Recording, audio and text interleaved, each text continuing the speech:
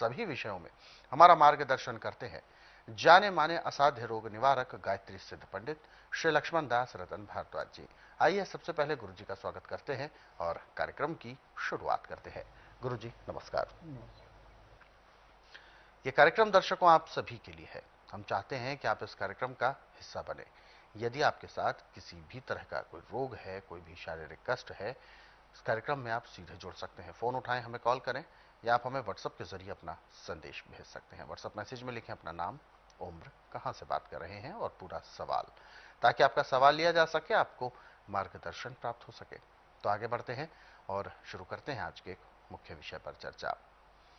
गुरु जी, आज के इस अंक में हम बात करने जा रहे हैं एक ऐसी विशेष घटना को लेकर जिसमें जो कि अधिकतर डिलीवरी के समय होती है, यानी प्रेगनेंसी के बाद जब डिलीवरी का समय आता है तो ऐसे में जब संतान उत्पत्ति हो रही होती है, हम उस मोमेंट की बात करेंगे, संतान उत्पत्ति हो रही होती है, तो ऐसे में जो जेर होती है, यानी जिसमें बच्चा सुरक्षित एक कवच जैसा मान सकते हैं हम, झिल्ली होती है, उसमें वो बाहर आती है या उसमें वो अटक जाती है।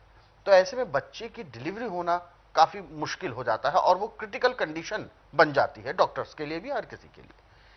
क्या स्थिति है, क्यों बनती है, कैसे इस कॉम्प्लिकेशन से बाहर आया जाए? देखिए, जब बच्चा गर्भ में होता है तो झिल्ली के अंदर वो सुरक्षित होता है। बिल्कुल। झिल्ली में पानी काफी होता है, उसमें वो बच्चा जैसे नदी में आदमी तैरता है ऐसे उसके अंदर वो घूमता है। जब बच्चे का जन्म होता है तो झिल्ली एक साइड से फट करके बच्चा बाहर आ जाता है, झिल्ली अंदर रह जाती है। अब बच्चा पैदा होने के बाद औरत को सूतक रोग हो गया, बुखार आ गया, खांसी भयंकर हो गई, तो झिल्ली रुक जाती है। बिल्कुल।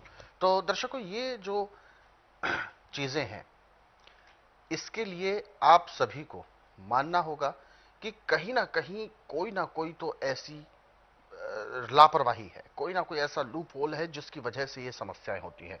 इसी विषय पर हम चर्चा करेंगे। तमाम वो महिलाएं, वो बहनें इस कार्यक्रम को देखें, इसको समझने का प्रयास करें कि आखिर ऐसी समस्या क्यों होती है और ये किसी के साथ ना हो। जी गुरु जी। तो इस सूतक के रोग को कंट्रोल करने के लिए सौंठ और कैफल 2-2 ग्राम कूट करके 1 गिलास पानी में इतना बालें कि चौथा हिस्सा पानी बचे, 200 ग्राम का 50 ग्राम बचे। फिर जब 15 से 18 डिग्री गर्म रह जाए तो वो औरत को पिलाना है। हर 2-2 घंटे बाद इसको देते रहना। तो एक तो जो सूतक का बुखार था समाप्त हो गया, जो उसको खांसी थी वो समाप्त हो गई। अब जेर उसकी बड़ी आसानी से बाहर निकल जाएगी। परंतु जेर आने के बाद भी इसको 3 दिन तक, जब तक जेर अंदर थी तब तो आपने 2-2 ग्राम देनी थी, और जब जेर बाहर निकली तो 1-1 ग्राम। तरीका यही है देने का। तो इससे एक तो औरत का यूट्रस बड़ा अच्छा साफ हो जाता है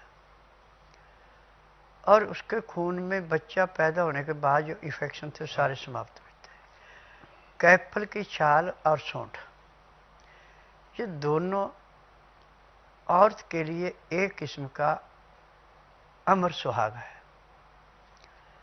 जब औरतों का मासिक धर्म रुक जाता है या औरत को शिष्ट बन जाते हैं या औरत के रसौली पैदा हो जाती है, तो अभी कैफल की छाल और सौंठ, काली मिर्च, पीपल,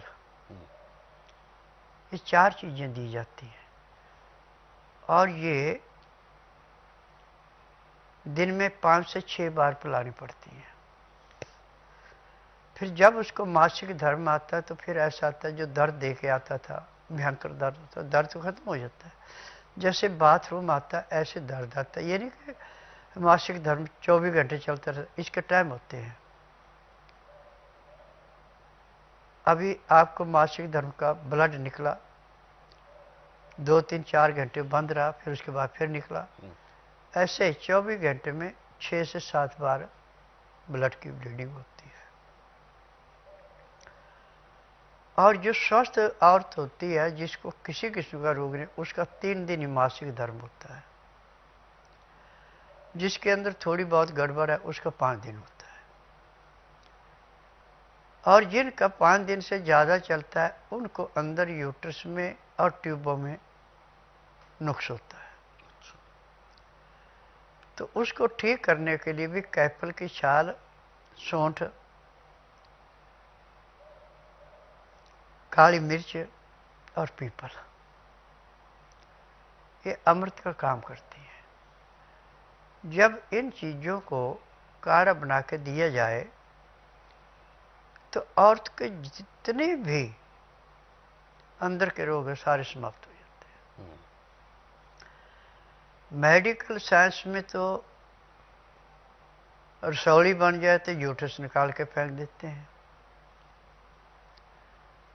और ट्यूबों में उस मासिक धर्म को बंद कर देते हैं। उससे बड़ी तेजी से कैंसर फैलता जा रहा है।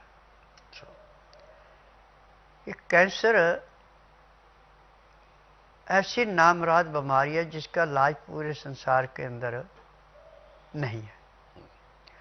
हॉस्पिटल तो इसके काफ़ी बन गए, परंतु वहाँ पे सिर्फ पैसा लूटना है, रोग काटने की दवाई कोई नहीं है। परंतु स्वस्थ विचार एकमात्र आश्रम ऐसा है कि जिसमें ना तो रोगी को बोलना पड़ता है कि मुझे तकलीफ है, ना कोई टेस्ट रिपोर्ट लानी पड़ती है। यहाँ का नियम है कि बुधवार की मैं छुट्टी रखता हूँ, गुरुवार से लेकर मंगलवार तक नाड़ी परीक्षण करता हूँ। नाड़ी परीक्षण में पैर के तलुए से सिर के बाल तक की MRI, CT scan, x-ray, ultrasound, ECG, sonography सब कुछ 5 सेकंड में हो जाती है। फिर उसके बाद दवाइयाँ दी जाती हैं। दवाइयाँ खाने की हैं, दवाइयाँ पीने की है, मालिश करने के तेल है, आँख में, नाक में, कान में डालने की दवाई है। यदि दवाई नियम से लेते हैं, परहेज करते हैं, तो जिस दिन औरत आती है उसी दिन उसको कम से कम 10 से 15% आराम मिल जाता है। 15 दिन की दवाई दी जाती है, उसमें 50 से 60% आराम मिल जाता है। 1 महीने में रोग समाप्त होता है, दवाइयाँ बंद हो जाती हैं।